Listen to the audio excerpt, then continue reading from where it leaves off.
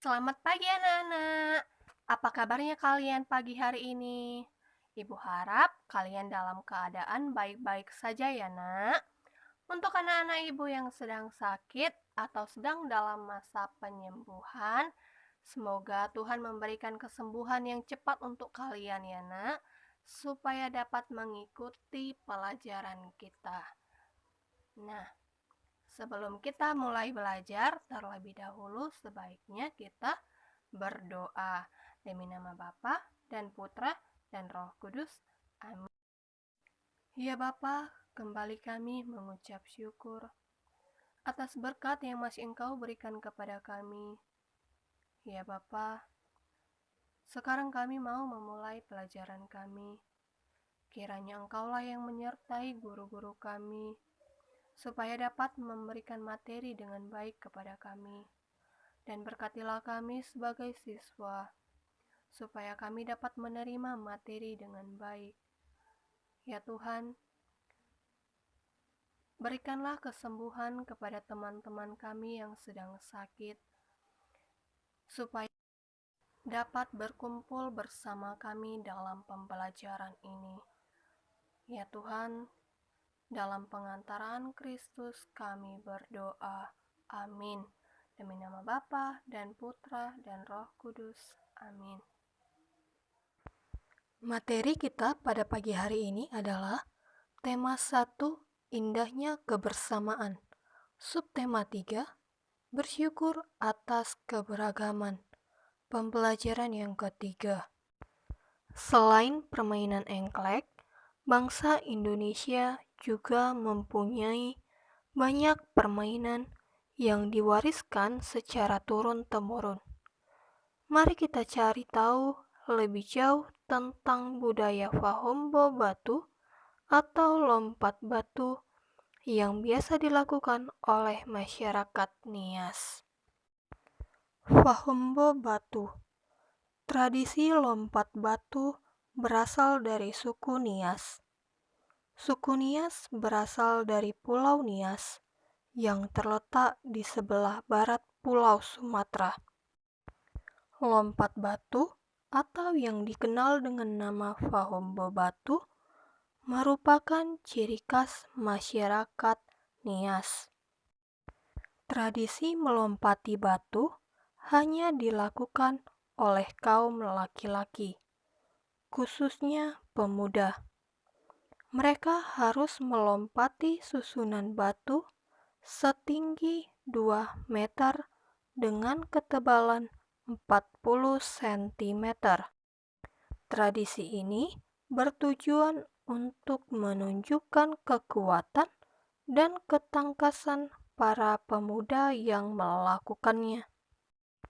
Seseorang yang berhasil melakukan tradisi ini dianggap hebat, baik bagi dirinya maupun keluarga dan masyarakat di desa itu. Sungguh kaya budaya Indonesia. Sebagai anak Indonesia, kita harus bersyukur dengan kekayaan ini. Kita dapat mencicipi makanan beragam, bermain permainan tradisional yang berbeda, dan tentunya mengenal kebiasaan-kebiasaan berbeda. Banyak hal yang kita bisa pelajari dari keanekaragaman itu. Beberapa permainan tradisional membutuhkan teriakan pemainnya. Semakin banyak yang berteriak, semakin banyak pula suara yang kita dengar. Nah, sekarang kita akan mempelajari tentang pemantulan dan penyerapan bunyi. Bunyi dapat dipantulkan dan diserap. Yang pertama, pemantulan bunyi. Sebuah kelereng yang kita lempar ke dinding yang keras akan mengalami pemantulan. Demikian juga dengan bunyi. Bunyi juga dapat memantul jika dalam perambatannya dihalangi oleh benda yang permukaannya keras. Yang kedua adalah penyerapan bunyi. Bunyi juga dapat diserap. Benda-benda yang dapat menyerap bunyi adalah benda yang permukaannya lunak.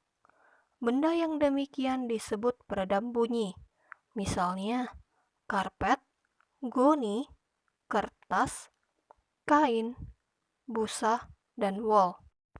Benda-benda tersebut dapat digunakan untuk mencegah terjadinya gaung atau kerdam. Dinding dan langit-langit gedung pertemuan, studio rekaman, dan gedung bioskop dilapisi dengan bahan-bahan tersebut supaya tidak terjadi gaung atau kerdam.